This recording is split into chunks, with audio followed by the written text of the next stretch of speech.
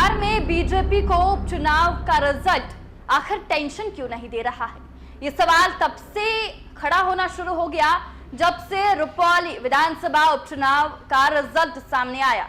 नमस्कार, न्यूज पोनेशन देख रहे हैं आप और मैं हूं आपके साथ साक्षी झा।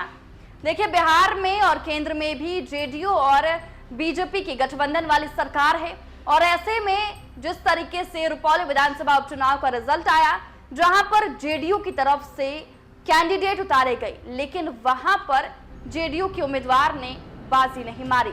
लेकिन इससे बीजेपी को कुछ खास फर्क पड़ता नजर नहीं आ रहा है और अब सवाल ये उठ रहा है कि क्या दोनों पार्टियों के मिलने के बावजूद भी दोनों पार्टियों के कार्यकर्ता क्या नहीं मिले हैं। ये सवाल उठ रहे हैं बिहार के सियासी गलियारों में। क्या इनसाइड स्टोरी है, आइए हम आपको बताएंगे इस वीडियो में। बिहार में नीतीश कुमार के कभी दूर कभी पास रहने का खामियाजा एनडीए को उठाना पड़ा है।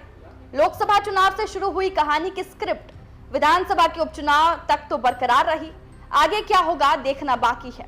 इसे ऐसे भी कह सकते हैं कि दोनों दलों के नेताओं के दिल तो मिल गए हैं, पर कार्यकर्ता अब भी असमंजस में हैं। नीतीश कुमार के दल बदलू चरित्र के कारण भाजपा के कार्यकर्ता और समर्थक उन पर भरोसा नहीं कर रहे। ठीक इसी तरह नीतीश कुमार के लव कुश समीकरण वाले वोट भी यकीन नहीं कर रहे हैं कि भाजपा उन्हें आगे भी इसी रुतबे में रखेगी या ठिकाने लगा देगी। जेडीयू के राष्ट्रीय अध्यक्ष और बिहार के सीएम नीतीश कुमार पहली बार 2013 में नरेंद्र मोदी के नाम से बिदक कर एनडीए से अलग हुए थे। 2015 का विधानसभा चुनाव उन्होंने आरजेडी के नेतृत्व वाले महागठबंधन के साथ मिलकर लड़ा। वहीं भाजपा के नेतृत्व वाला एनडीए मात खा गया। 2017 में नीतीश कुमार ने पाला बदला और भाजपा के साथ आ गए। वहीं 2022 में वो फिर भाजपा का साथ छोड़कर महागठबंधन के साथ चले गए। महागठबंधन में रहते उन्होंने नरेंद्र मोदी को केंद्र की सत्ता से उखाड़ फेंकने के लिए इंडिया ब्लॉक बनाने में महत्वपूर्ण भूमिका निभाई। हालांकि वहां कोई फायदा होता ना देख वो फिर इस साल लोकसभा चुनाव की घोषणा से पहले भाजपा के साथ आ गए। भाजपा समर्थकों को अब उनसे भरोसा उठ गया है।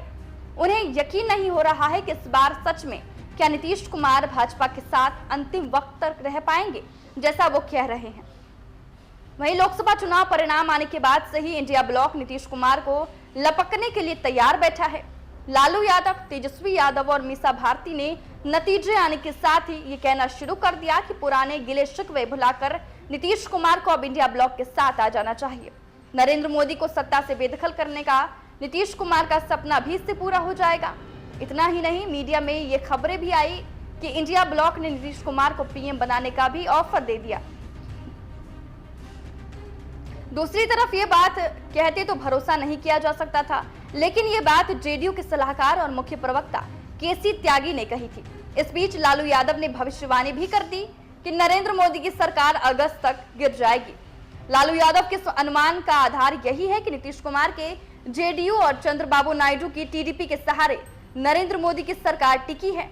इन दोनों के हटने से वाकई मोदी सरकार के सामने संकट खड़ा हो जाएगा।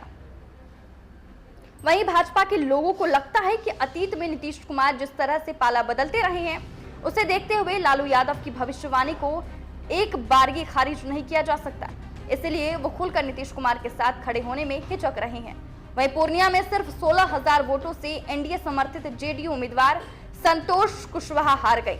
पूर्णिया संसदीय क्षेत्र के अंतर्गत आने वाली रुपौली सीट से विधानसभा का उपचुनाव जेडीयू उम्मीदवार कलाधर मंडल 8,000 से अधिक वोटों से हारे। जाहिर है कि इन दोनों चुनावों में भाजपा समर्थकों के वोट जेडीयू उम्मीदवार को नहीं मिले। वहीं संवर्ण समाज भाजपा का पारंपरिक वोट बैंक रहा। नीतीश कुमार के पाला बदलने से संवर्ण समाज ने उनसे मुंह मोड़ लिया।